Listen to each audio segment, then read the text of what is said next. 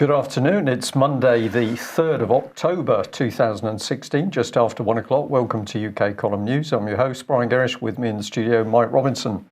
Well, it's a glorious day here in Plymouth. Blue sky and sunshine. We had a pretty good weekend as well, so it looks as though we might have a nice autumn in October at least. And reports of sunshine from other places in UK. So on that happy note, we'll end on for the weather, and Mike is going to bring in, if you're of a weak disposition, look away. Yes, because the other happy note is Brexit means Brexit, apparently, and we're going to make a success of it. This was Theresa May's speech at the Tory party conference. Let's see what she was saying. Let me be absolutely clear, there'll be no unnecessary delays to invoking Article 50. That's what she said. Unnecessary delays, Brian, that was the key word. And she went on to say, we will invoke Article 50 when we're ready, and we'll be ready soon. We'll invoke Article 50 no later than March next year. What's next? The UK is going to be a fully independent and sovereign country again, apparently. That's an interesting statement, Mike, because it is recognition that while we were in the tied up with the European Union, we'd actually lost our sovereignty, lost our independence, all the things that they continued to say is not true, she's now admitting was perfectly true. Perfectly true, absolutely. Absolutely. And of course, what she also announced was the Great Repeal Bill, which apparently is going to repeal the European Communities Act 1972. Or is it? Because it's a bit unclear. They're going to repeal the Act. But then David Davis was talking about this yesterday. He said it's very simple. At the moment we leave, Britain must be back in control, and that means the EU law must cease to apply. Right? That's what he said. EU law must cease to apply, and in the next breath, weasel words and all that, he said to ensure continuity, we'll take a simple approach. EU law will be transposed into domestic law wherever practical on exit day. So we're in the situation which is exactly what we said from the beginning. They're not going to take us out of the European Union, or they're going to make some noises in that direction, but effectively nothing will change. The policy agendas continue. The trade policy agenda continues. All the EU law will continue to apply. They're not going to close the borders. Nothing changes. And the military integration continues apace as well. Interesting that they use domestic law. So we're not talking about common law. We've got a new phrase now coming in which helps blur everything. We're calling it domestic law. So yeah, we're going to come out of the European law, and we're just sort of going to move it across into UK. Yes, because we've got to have continuity. And then he went on, you see, to say it will be for elected politicians here to make the changes to reflect the outcome of our negotiation and our exit. But that doesn't mean anything, because there's so much European law which is just going to be moved across to domestic law in one fell swoop. There's so much of that there's no possibility of the House of Commons actually producing an agenda to deal with it. And the other point here is that when he says that elected politicians will make the changes, what he's actually talking about is mainly secondary legislation, so statutory instruments, many of which pass along under the radar and never get any coverage in the media and so on. So in fact, much of the changes that he says will reflect the outcome are probably going to be hidden. When I look at this stuff, Mike, I'm fascinated as to what we're actually observing. Is this a man who is unbelievably ignorant, or is he devious? Does he know perfectly well what's going on, and so he's now prepared to lie to the British public? The moment you start to ask the simple question, how can you do this if you know what the truth is, you start to, I think, get a picture of what these politicians are about. And most of it seems to me lies and deceit. And we'll bring a bit more of that in shortly. Well, right now, in fact. Here's Andy Burnham. Now, he's been complaining following all this because, of course, he's pro-EU. And, he says that we live in strange political times. We now have a different government with completely different priorities to the one elected in 2015. And, of course, he was part and parcel of the group of MPs which brought in the Fixed Term Parliaments Act. So if he's complaining about the fact that there hasn't been a general election, that there won't be a general election until 2020 and whatnot, since Theresa May became Prime Minister, then it's mostly his fault, because he certainly didn't vote against it. He was absent, in fact, for a vote to repeal the Fixed Term Parliaments Act of 2014, so he didn't even bother to turn up. And there's just the sheer hypocrisy in this, because, of course, Tony Blair and Gordon Brown did exactly the same thing. Yeah. So, back in your bubble, in your box, I think, for Mr. Burnham. So it's all words and part of the puppet show to keep people confused. Well, somebody who hasn't been confused is, I believe he's 81, the former Major General from the Royal Marines, Julian Thomson. And he's been speaking out, and he said this: a great deal of misinformation was put before Brexit polling day about defence and security. This included the attempt to conceal the fact that a joint French-German paper had been written outlining the intention to form a European defence structure. Now, what I'm particularly picking up on here is he's calling it misinformation, that is misinformation from the government about the blatant attempts to get this European defence structure set up. And of course, it's still only been the UK column that talked about the meetings that took place with the Franco-British Council prior to the first Strategic Defence Review. So meetings with the British ambassador in Paris with the Franco-British Council, at which David Cameron was setting up jointly with the French what Britain's strategic defence policy would be. So we might call it misinformation. We prefer to call it treason, but interestingly enough, it takes an 80-year-old former general to pick up on this. But he went on, so let's just bring this in. This is what he had to say. Thanks to your hard work. Now, he was talking to the Veterans for Britain group. Thanks to your hard work, we have escaped that particular trap. Now we must do all we can to ensure that our country leaves the EU with the best deal for Britain. This includes securing our defence and security by standing ready to counter any future disinformation, including attempts to undermine NATO by overplaying the European Union's defence ambitions.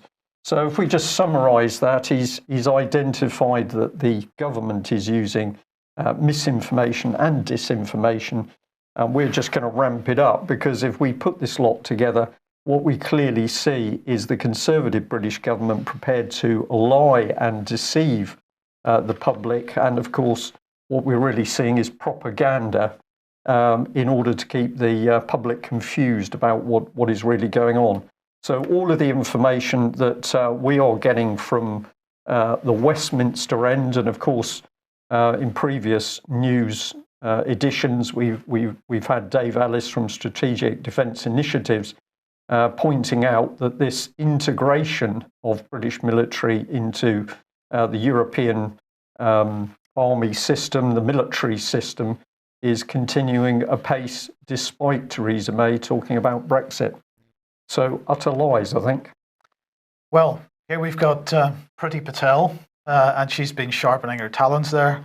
The UK has announced that it is setting out, it's creating some long-term, what they describe as support for a stable, secure and prosperous Afghanistan by 2020. This is new assistance, £750 million over the next 4 years. What are they going to do? They're going to push for private sector-led growth, focusing on better regulation and reduced corruption. I'm not quite sure how the British government is in a position to sort that problem out for Afghanistan, but there you go. Agriculture prosperity was the key one for me. Agriculture prosperity while reducing rural poverty by increasing rural incomes by £34 million and creating 15,000 new jobs, including 1,500 for women by 2018. So that's going to be great for the financial system, because clearly we're pumping in £750 million, many millions of them going towards the farming industry, where the main cash crop these days is opium. Indeed. So can we just say, isn't it remarkable that this government and people like Mr. Patel so arrogant that they talk about creating a stable system in Afghanistan, but they can't achieve it in UK on the doorstep. this country cannot be described as stable at the moment. There's no stable employment, there's no stable education, nothing is stable about UK. They can't deal with UK, but we can sort out Afghanistan. Or the priority is the opium crops. Well, indeed, but of course there'll be a geopolitical purpose in this as well. Afghanistan strategically important. And in the meantime, this is Harriet Baldwin, and she's been running off to the United States to meet the U.S. Deputy Secretary of Defense to discuss UK's relationship with the US, our special relationship, our preeminent ally. They are at the heart of our national security. And she was talking about US-UK security partnership in the broadest, deepest, and most advanced of any two countries. As close allies in NATO, permanent members of the UN Security Council, and leading nuclear powers, close cooperation is vital to international peace and security. And she said the UK's relationship with the US, our preeminent ally at the heart of our national security. It is a pleasure to meet the Deputy Secretary and business leaders to discuss ways in which our two countries can continue to innovate, cooperate, and build mutual security and prosperity with defence projects like the F-35B Lightning and P-8A maritime patrol aircraft. So there you go, Brian. I just look at her in her little flowery outfit, and she was selecting that from her wardrobe and deciding, what shall I wear when I go over to America? And I need something a little bit light and fluffy in order to discuss who we're going to murder next with a drone strike. Yes. It's pretty interesting psychology, isn't it? I'll just wear that nice little number and we'll just discuss who we're going to murder next. Indeed. And in the meantime, America ramping things up in the South China Sea. This is Ash Carter. Some people calling him Nuclear Ash Carter. But anyway, he was absolutely having a rant about the China situation, South China Sea situation. He was on the USS Carl Vinson. He said that the US remains the region's strongest military and security partner of choice in the South Pacific. And they're going to beef up large new investments. There's going to be historic change. China is rising, which is fine, but behaving aggressively, which is not.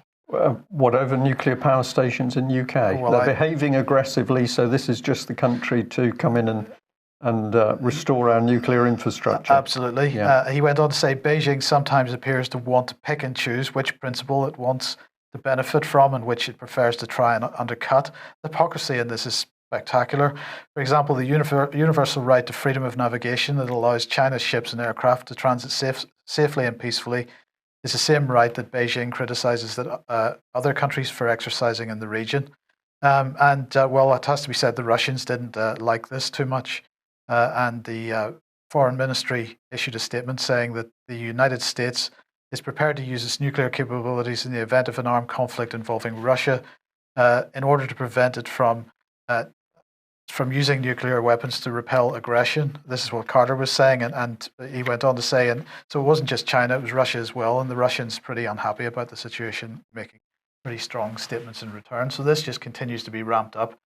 David Ellis last week said that what the West is aiming for is a small war with Russia and China, but of course that is never going to happen. Yeah.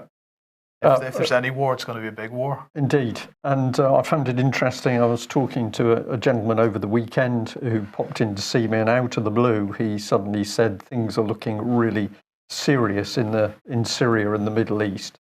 And I thought, it's coming home to roost. People are beginning to pick up on it.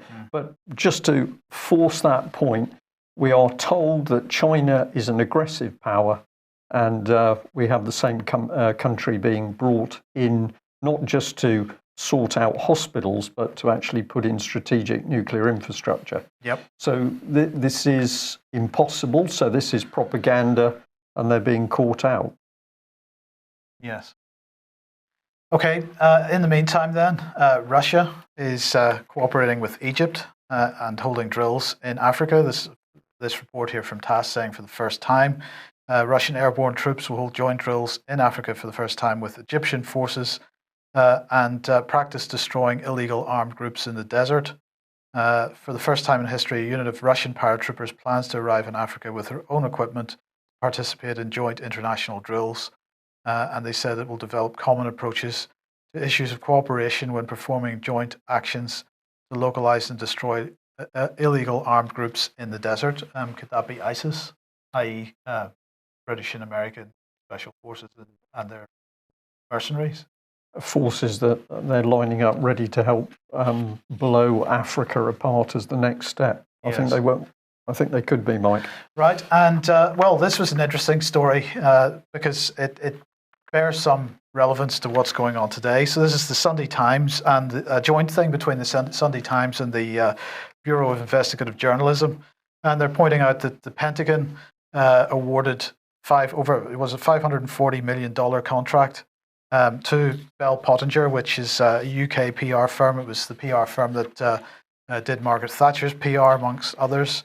And Lord Bell has confirmed to the Sunday Times, according to this article, that the firm had worked on what he called covert military operation covered by various secrecy agreements. So they were basically making bogus videos, putting them out through the Middle Eastern news channels, and then tracking people as they watched those videos. We're talking about propaganda. We are talking about not only propaganda, which in itself is bad enough, but then the use of that propaganda as a tool for tracking people's opinions and what people are sharing and all this kind of stuff. And did this propaganda include executions and beheadings, we wonder? I don't know. But certainly it would be that type of thing. And of course, I mean, this is exactly what we're seeing with the white helmets. This is exactly the same type of operation. And that's why this article in the Times and on the Bureau of Investigative Journalism's website is so important. So if you haven't read it, go and read it. Because, of course, as this article in 21st Century Wire is pointing out, the white helmets operation is exactly the same type of operation. So this is Tony Cartalucci on 21st Century Wire saying, recent protests held across North America and Europe, staged by supporters of armed militants in Syria, have staged scenes in Western streets eerily similar to those featured in the photos and videos of the US European-funded Syrian civil defense, also known as the White Helmets. And this photograph on the screen at the moment, he is saying, is not Aleppo, but it's the streets of Europe, where a recent Save Aleppo protest was staged. Actors posing in fake dust and blood proved just how easy it is for anyone to create war victims anytime, anywhere. So read the rest of the article. Very, very interesting. And reiterating, sort of backing up what we've been saying about the white helmets for many months. But this fits in very nicely with that article from the Times. Indeed. Well, just to continue the theme of what we get told and is it the truth, let's have a look at this one. So the basic fact of this BBC article is correct, that there's now been a decision that the Trident nuclear submarines, the ballistic nuclear submarines, are going to be replaced. I think it's with a £38 billion deal for 4 submarines. So nuclear submarines construction set to start. Nicely timed, Mike, because of course this in the public mind can help ramp up the so-called threat from Russia. And this is the statement from Michael Fallon. This shows the government will never gamble with our national security. Now, I thought this was a really interesting statement from this man. So let's get him on screen. Here he is. And we'll just remind ourselves of what his government has been up to, because all 3 services have been cut to levels where they are no longer viable for any sort of conflict, small operations or linked in with other EU countries. Yes, and that was the intention. They got rid of all the Nimrod aircraft. So this statement that we're bringing in the order for the Orions, this is jammed tomorrow. They destroyed the operational aircraft carriers. They destroyed the Harriers, and we're waiting for the replacement of the defective F-35Bs to come in. They've destroyed recruiting, and they've got serious problems with highly skilled NCOs. This is causing a huge problem, particularly on the warships. And we've got problems with equipment and spares. And this man says this shows the government will never gamble with our national security. These people have become either they're living in their own reality, or they simply lie to the extent that they don't know the difference between lies and truth. And of course, we couldn't have a better example than that, than our local Conservative MP, Gary Streeter, who said in a local article, one of the local papers, that really truth, well, it's what you believe. So one person's version of the truth completely different from another. So Tory MPs now don't know what the truth is, not interested in the truth. So propaganda and lies to the public. It's pretty easy. And we'll just remind viewers of this one we reported a little while ago. So Johnny Mercer, he was getting upset because British troops are now facing criminal investigations, having been there and put their lives at risk. But of course, he's an MP serving with the very government doing it. He's not resigning or stepping down. Presumably, he's happy with his fat monthly cheque. Well, if you're wondering what can you do to stop all of this, we'll give you a reminder that the British Constitution Group is meeting on the 19th of November in Winchester. The subject is the reasserting the rule of law. So we're saying that law in Britain is broken down. £10 if you order in advance, £20 on the door. We live in a lawless state. What can we do to turn things around? Well, one of the things that will be discussed, of course, is the need to network with good people. And we're getting a large number of calls these days where people are saying, we can see it, we are desperately worried about the state of UK, but what on earth can we do? To which we are always saying, start to get out and meet other people and network with good people. This is a very easy and important thing to do because groups can spread. And I'll just say that Theo from the British Constitution Group is particularly interested to hear from anybody who would like to help kickstart networks in Milton, Keynes, Lincoln, Chichester and Totnes. So if you're in any of those areas and you're in that bracket, what can you do? Get in touch with Theo at the British Constitution Group. Okay, tonight on the live stream, Humanity versus Insanity at 7:30 p.m. Ian Crane will be speaking to Pippa King on the surveillance state in the UK. And at 9 o'clock, Fracking Nightmare. So that is with Helen Bender as the guest. And Helen Bender's continuing her father's campaigning, her late father's campaigning against the coal seam gas industry in Australia. So there are some coal seam gas licenses in the UK. So that's what that's about at 9 o'clock tonight. So join us beginning at 7:30 for Ian's live programs. Excellent. Okay, so Philip Hammond, then Chancellor of the Exchequer, he is going to reset the fiscal policies in this country, apparently, and he's going to, well, first of all, he's abandoning the decision by Osborne to try to get the government finances in surplus by 2020 because he's decided that's just completely impossible. He's going to be borrowing an extra £2 billion to push into housing construction because, of course, they're selling off all the social housing in this country for a song, so they've got to try and rebuild some. And he's saying that make no mistake, the task of fiscal consolidation must continue, and it must happen within the context of a clear, credible fiscal framework that will anchor expectations, control day-to-day public spending, deliver value for money, and get us back to living within our means. And that's what he means when he says he's not going to get the government in surplus by 2020, and he's going to spend £2 billion more. Yes. Yes. I don't know what else to do but laugh at that stage. Indeed. It's pantomime. Yes, it is, yes. And let's remember that Deutsche Bank continues to rattle on. It's death rattle at the moment for some reason. So they are still determined to make this settlement with the US government by the time the US election happens. They want it all done and dusted, but they're still refusing to pay the $14 billion fine for mis-selling mortgage-backed securities that the Department of Justice is demanding. Of course, they don't have any money for it. And there's more indication of how much money they don't have over the weekend because yesterday, Bild, the German newspaper, reported that Deutsche Bank's clients had been locked out of removing cash from ATMs because they had an IT glitch. And I mean, this isn't staggering how many IT glitches some of the top banks are having at the moment. I think RBS began that process of having IT glitches as an excuse for not giving out any money when you don't have any money to give out. Banks are closed today. It's a public holiday in Germany, so nobody really knows what's going to continue to happen to. There's no stock trading today, so until the US opens this afternoon, we won't know what's going to happen to Deutsche Bank's shares. But as this article here on Wall Street on Parade blog is pointing out, it's not liquidity that's the main problem here.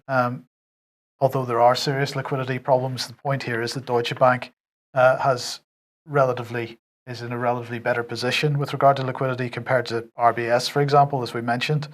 And this is what was being hinted by the Deutsche's chief executive last week when he was bragging that they have 20 million clients.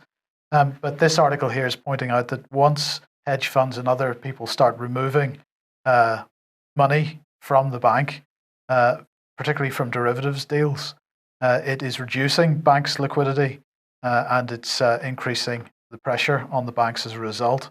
And they're saying that the sudden withdrawals, when those sudden withdrawals from Deutsche Bank got out last week, which forced Deutsche Bank's chief executive to make his statement that we covered on Friday. The key point here is it's not Deutsche Bank that's the biggest problem. Goldman Sachs, Morgan Stanley, Citigroup, they have huge derivatives exposure. And probably the counterparty in this is Deutsche Bank. But it's those banks that are going to suffer most whenever Deutsche Bank fails to meet its obligations with the derivatives exposure that there is out there. So we keep our eye on it, and many people expected Deutsche Bank perhaps to go under this past weekend, but they switched the ATMs off and managed to push it back for another week, perhaps. I'm smiling here, Mike, because I just wanted to say, well, I'm really surprised that this is happening because, of course, Julia Middleton, the chief executive of the government's favourite political charity, the charity that's been training all of our top civil servants, Julia Middleton praised East German bankers. She praised Lehman Brothers. She had the support of Deutsche Bank and these other very big banks. I just can't believe that all the banks that Julia Middleton has pushed as being the leaders, that the role model for our children, that these banks are now suddenly collapsing. Perhaps we should bring Julia Middleton in to help personally sort out the problem, Mike. Speechless. Okay. We've dealt with money, so let's follow the other side of the coin as to what's happening politically. And UK column maintains that's child abuse and blackmail through child abuse. Now, we were very interested to pick up on the comments from this lady, Sarah Ogilvie. She's Liberty Policy Officer, and she's written an article which is extremely interesting, and I'm going to give her credit in the first instance. Because she's picked up on the fact that a children and social work bill, which is being considered at the moment, apparently gives councils the ability to opt out of what is law. So if these local councils decide, well, we don't actually like a particular part of the law, they will simply have a discussion with the Home Secretary, and then they can opt out for 3 years, possibly with an extension of another 3 years, while they do their own thing in the best interests of the child. So we could label this, we've got child protection is about to be above the law. Well, I think actually it's outlaw, because the law isn't going to apply to local councils, so they can get on and do their own thing. Now, this is legislation, I think, which is desperately trying to move towards the named person scheme. That obviously hasn't worked north of the border in Scotland, so we need to drive it in under the radar in UK. But just to keep focused, we thought we'd take a little look at Sarah and see where she's come from. Well, of course, in the first instance, she's now the policy officer for Liberty. But if you have a look at the site, it tells you quite quickly that she was previously involved with the Low Commission. I hadn't heard of this, but not to worry, Mike, because it's an independent commission. It's independent of government. and they're looking at disadvantaged people and how we can make them happy. I don't know why that's true, because the government's got it all under control. So who supports the Low Commission? Well, the Trust for London. I encourage people to go and have a look at that, make your own mind up. We've got the old favourites here, Esme Fairbairn. So these are the think tanks which are constantly manipulating laws and policies. We didn't ask them to, but they've got our best interests at heart. We've got Barrow Cadbury Trust, another one there, very big in the social change agenda, whether we like it or not. And this one I found particularly interesting. We've got the Lankelly Chase. So this is another trust, all for our benefit, of course. And where did they come from? Well, fascinating that they were originally set up by Barings Bank. I think they went bust, Mike, didn't Yes. they? Very unfortunate, but not to worry, because their good work's been picked up by another bank, ING, from the Netherlands. They're just sacking 7,000 people. They do happen to be sacking 7,000 people, absolutely right, but everything's fine in the banking industry, as Common Purpose has told us. These are the future leaders. So if we have a look at the Liberty site, they've got this page where everybody's saying that they believe in, what does it say? They believe in justice. So here's all these happy people, including Sarah herself, saying that she believes in justice. But I'm a little bit suspicious as to who's really pushing this policy through. Encourage our viewers and listeners to do the research yourself.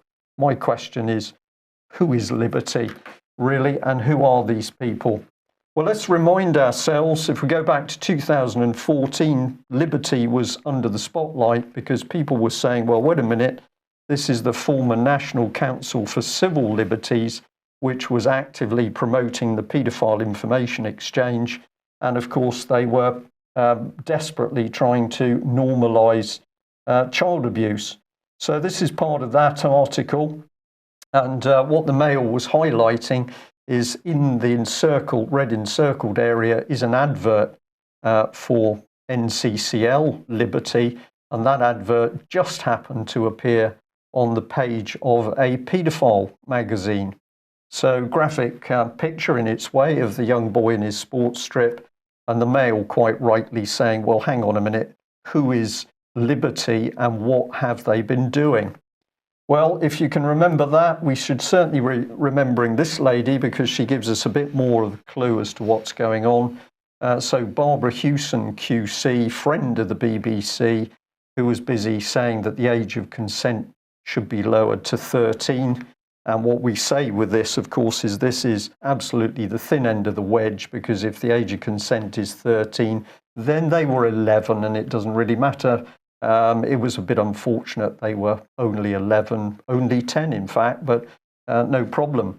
So here we have a QC who is clearly an apologist for those who'd like to abuse children. And the BBC is a very big fan of hers. So step in this article from the Mirror, and they've picked up that BBC Radio 1 invites a paedophile rapper onto the Annie Mac show, and this is all to do with his hottest record in the world, rapper Taylor Harris, who calls himself Bonkers.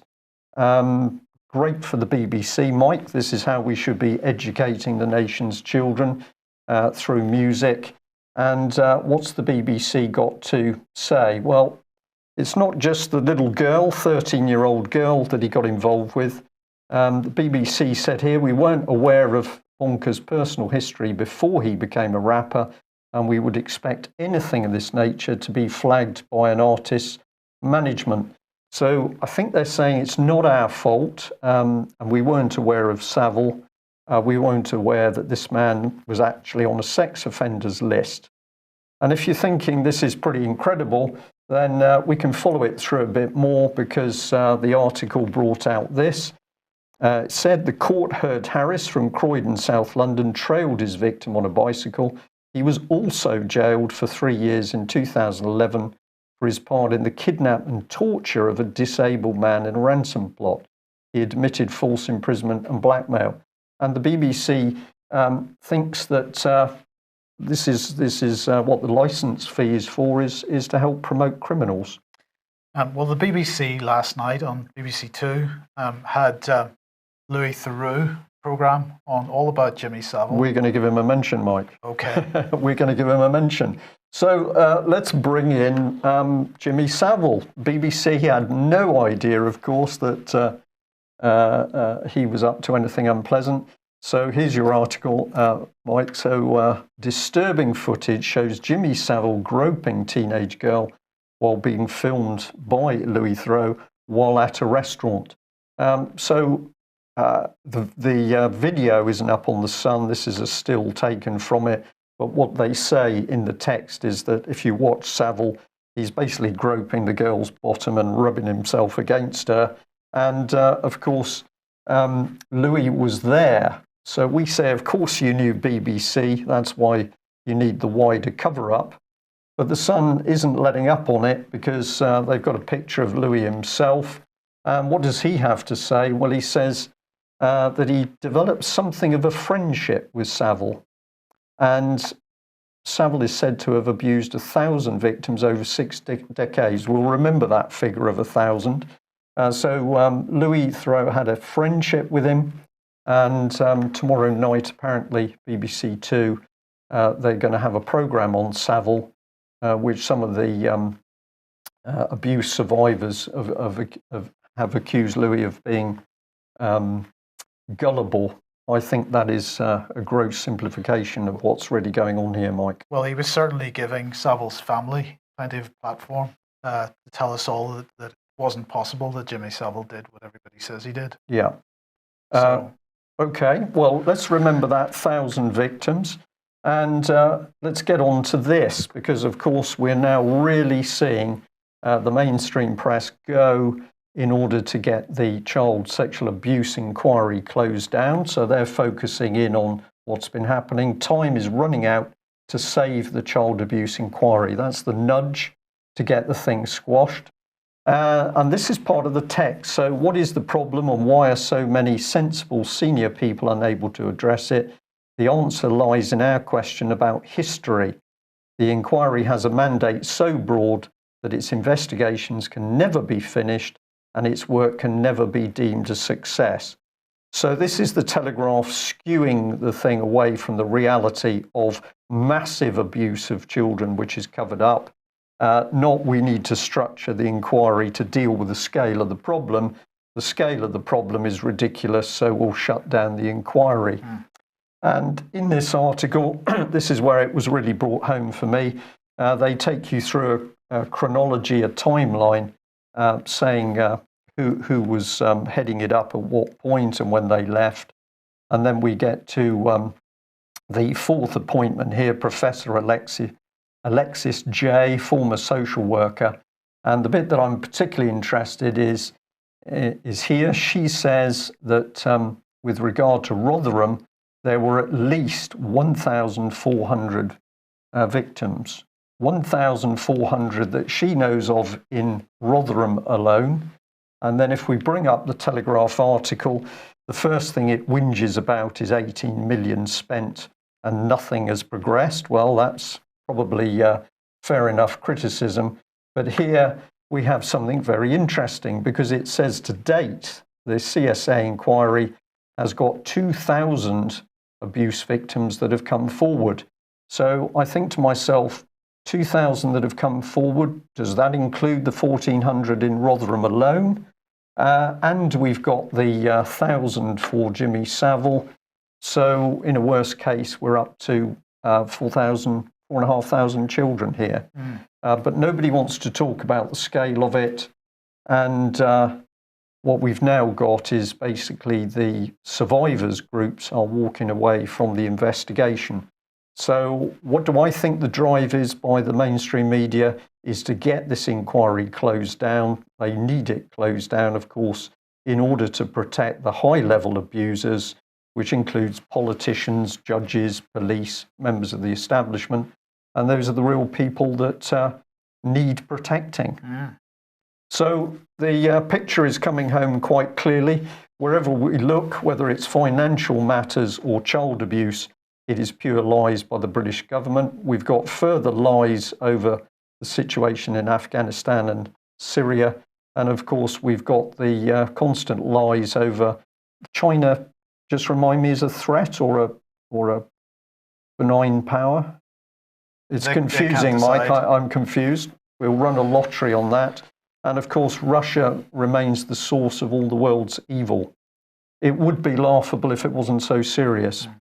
We'll end on that note. Don't forget, Ian Crane will be on tonight, and also the 19th of November for that British Constitution Group conference in Winchester. And we will be announcing speakers over the coming days. And we have some extremely good people taking part in that event. Thanks very much for joining us. See you tomorrow. Bye-bye.